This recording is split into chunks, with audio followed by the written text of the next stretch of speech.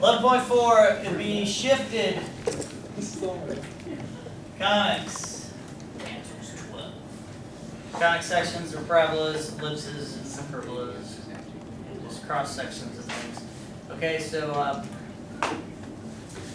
let's take a look. Let's just make sure we remember a few things. Parabola. Basically, y equals x squared.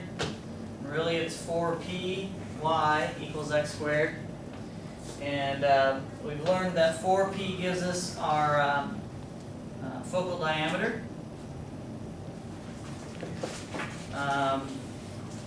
Our focus, if we draw a little graph here, you know that this is a vertical parabola because the x is squared. It's the opposite of what you think with ellipses and hyperbolas.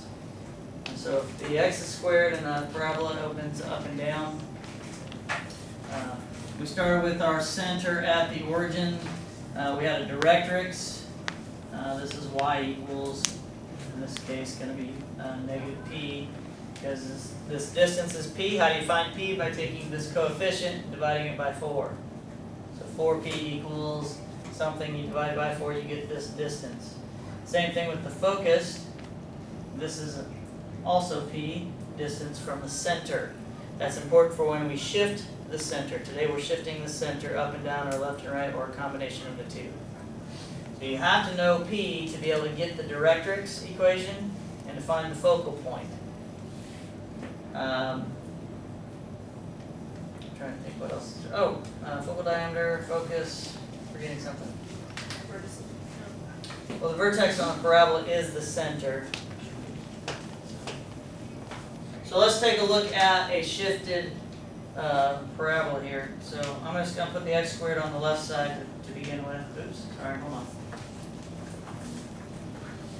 X minus h quantity squared equals 4p and y minus k. It is not squared. This is still y equals x squared. This is still the same form. 4p is going to be what's in front of the parentheses, and you have to have a parentheses here. If there's nothing to make a parentheses, then you say y minus 0, just like you normally would. Because this is really 4p times y minus 0, and that's still x minus 0. hk is your center. I didn't say negative h and negative k, I said hk. It is the opposite sign. Remember the grouping symbols, we take the opposite of the sign. That's the shortcut to understanding h and k. So your center is going to be at h and k. You still have to figure everything else out. And also remember whether it opens up or down. If 4p is negative, it opens down or to the left, depending on if you have an x squared or y squared. Okay? So that's important to understand that. Now let's take a look at ellipses. We'll do a quick understanding of ellipses, and we'll also do hyperbolas right next to it. So let's talk about both of these. Ellipses, x squared over a squared plus y squared over b squared equals 1. Hyperbola, x squared over a squared minus y squared over b squared equals 1. Difference, obviously, is the minus and the plus, but there's subtle differences that you can't see. With an ellipse, a is the bigger number,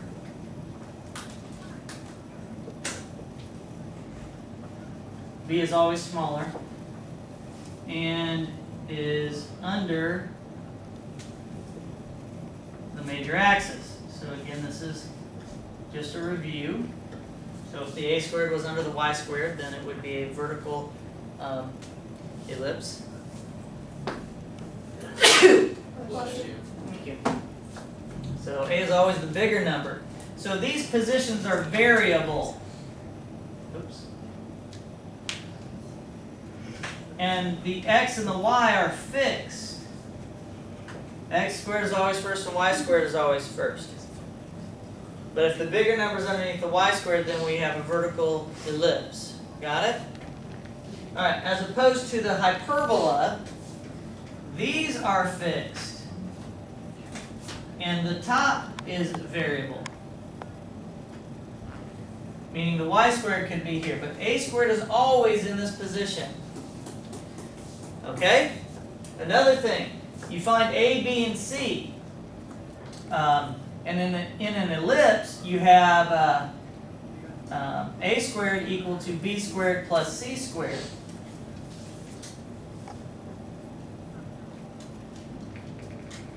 So just a quick refresher of that. This is C, this is B, and this over here is A. This makes a right triangle, so b squared plus c squared. This distance is the same as this distance, so that's why this is A. This is why that is the way it is. In a hyperbola, okay, this is A here, C is back here, and B is up here. And we make these little boxes. And there you have, this is A. Here you have A and B. A squared plus B squared equals this amount, which is the same as C. So that's the typical Pythagorean theorem for hyperbolas. But that's why. You need to understand your picture. And why this is this way in ellipses and why that's that way in hyperbolas, okay? Again, this is just a review. A vertex, in this case, our bigger number is underneath the x, so it's at plus or minus a0. Our foci is plus or minus c0. You have the eccentricity of c over a. Again, I'll just review. But all of this changes, kinda, when we change our vertex. So x minus h quantity squared over a squared plus y minus k quantity squared over b squared equals 1. Again, the center of the typical ellipse that we've been doing is at 0, 0. But we are now going to pick this up and move it by h and k. This moves it left and right, that moves it up and down. But that changes what this is. These numbers are what you add to your x or your y, your h or your k is really what I'm saying, to decide how far away something is. We'll do an example of it, okay? Same thing here. We have x minus h quantity squared over a squared minus y minus k quantity squared over b squared equals 1. Again, vertex is the same thing, and all really depends on where your center is at. So we're going to do two problems. The exact same problem, but we're going to move the vertex. I'm going to make one up. Now this is very typical of what's going to be on your quiz tomorrow. You have a quiz tomorrow, I'm going to give you 3 easy problems. You will graph them. You must tell me A, B, and C. You must tell me the vertex, the foci, the eccentricity. If it's a parabola, you got to tell me the directrix equation. If it's hyperbola, you got to make sure you give me the equations of the asymptotes. Asymptotes, remember, y equals plus or minus a over b x or b over ax. How do you know the difference? It's rise over run. Well, look at this one. We're rising b and we're running a, so that's b over a for this type of an equation. So this one would be if your parabola is opening up and down, because you'd be rising a to the vertex, to the vertex and running b to the corner of your square, your rectangle. Are you following me on that? It's nothing new, I'm just going faster because we've already talked about it. Okay, now let's do a typical problem. Let's say tomorrow I give you this problem. X squared over 16 plus y squared over 25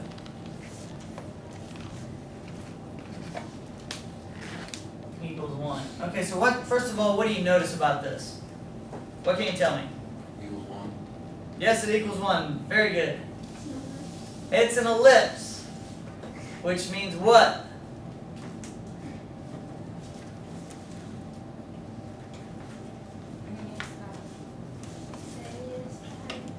A is the bigger number. A squared is the bigger number. So what? Now keep going. A squared equals, yeah, A is 5 and B is 4. How do I calculate C? 25 minus 16. And then you take the square root Square of root of that. Yeah, so C squared is A squared minus B squared. Yeah. So C squared equals 25 minus 16. C equals the square root of 9. Equals 3. 3. This for ellipses. This is an ellipse. Okay. Why is it a squared plus b squared? Wait. No, okay, I see what you're saying. Yeah. Just have to manipulate it. Okay. So is it just the opposite? So that. But here's an easy way to look at your Pythagorean theorems.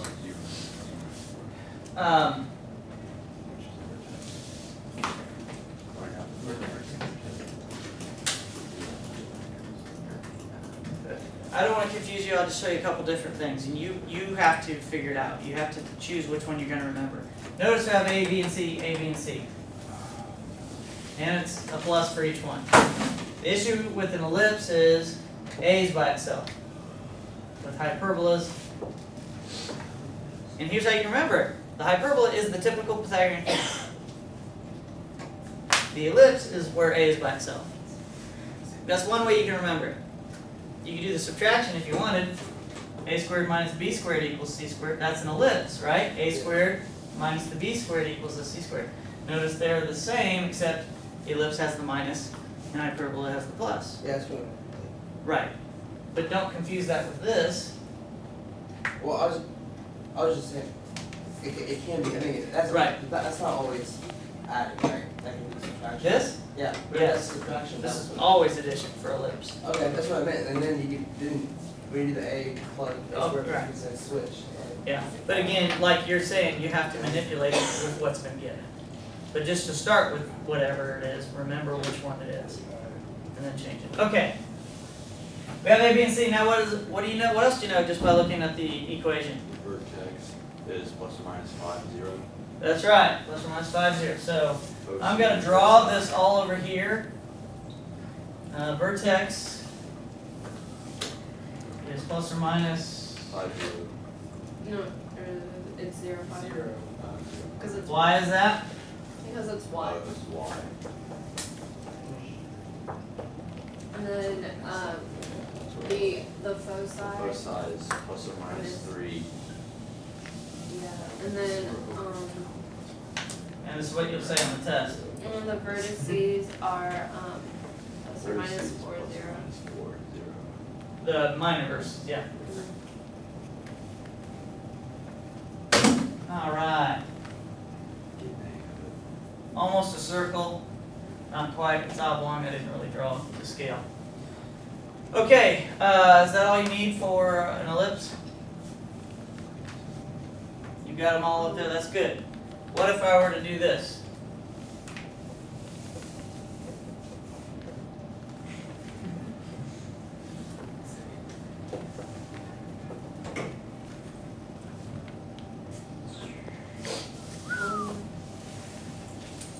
Whatever the x was, you would minus 1 when you ungraph it, and then the y is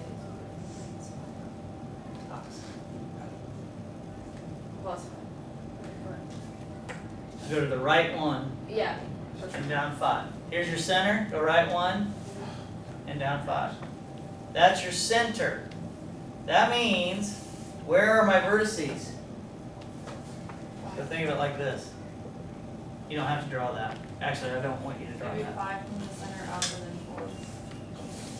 Yeah, this still applies. We're just adding and subtracting 5 from the center up and down because this is a vertical one.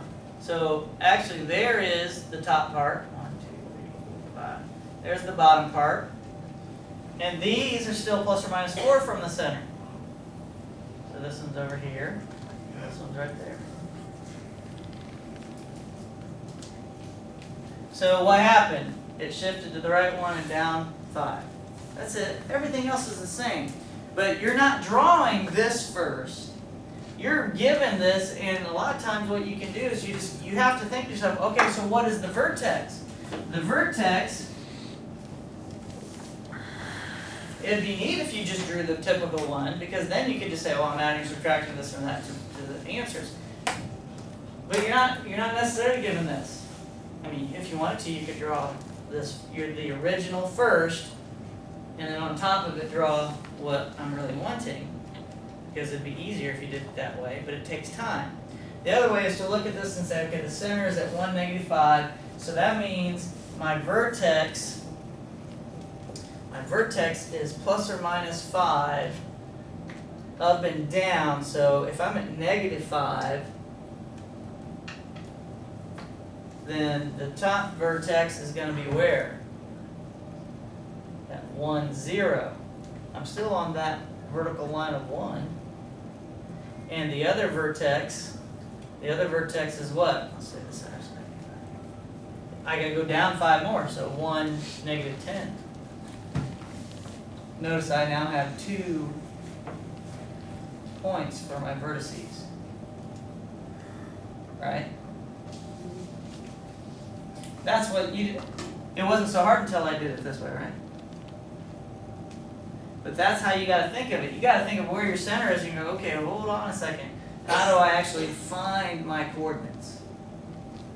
And you could draw the original, just totally forget this, draw everything the way we just did it, and then shift it by what that says. And then you can look at that and say, well, that's at 1, -10, that's at 1, 0, and go from there. You could do it that way.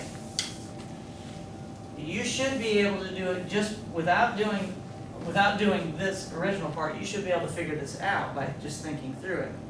Okay, so what's the foci then? Think about it without looking at all that stuff. The foci, there's going to be 2 of those. What are we doing with foci? It's 3. It's plus or minus 3 from the center. And again, it's a vertical stretch, so I'm really adding plus or minus 3 to my y, right? If this was horizontal, you would be adding it to your x. So I'm on the main axis of x equals 1. That's my major axis. So that's going to stay the same. What changes are my y's. So my foci is at plus or minus 3 with this -5. -2 and -8.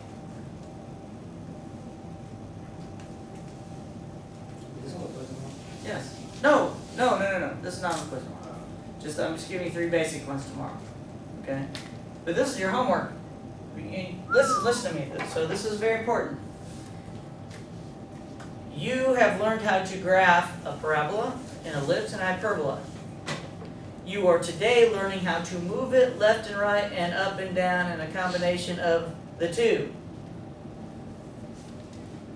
That is Algebra 2. The next section, and what happens in the real world, you're not finding those things by moving left and right. An ellipse is not always horizontal or vertical. What other way could it be? Rotated a certain degree. There's your pre-calculus. There's your trigonometry. It's not difficult. So in the real world, we gotta have an understanding that not everything is horizontal and vertical. It's not horizontal and vertical out in space. Okay? So, and the same thing with what? Protons, neutrons, electrons, all that rotation. Just being able to understand that stuff and come up with mathematics to take it one step further. So you gotta get the basics. You gotta be able to shift it. And now we really need to take that next step and start rotating it and understanding how to do that. Okay? But we're not there yet. So let's make sure we get this. If you don't get this, it's going to be really hard to get the next thing. Okay?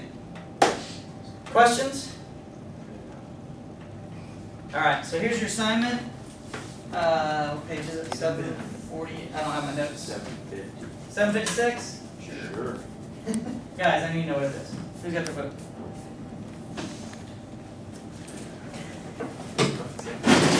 5 to 15 all.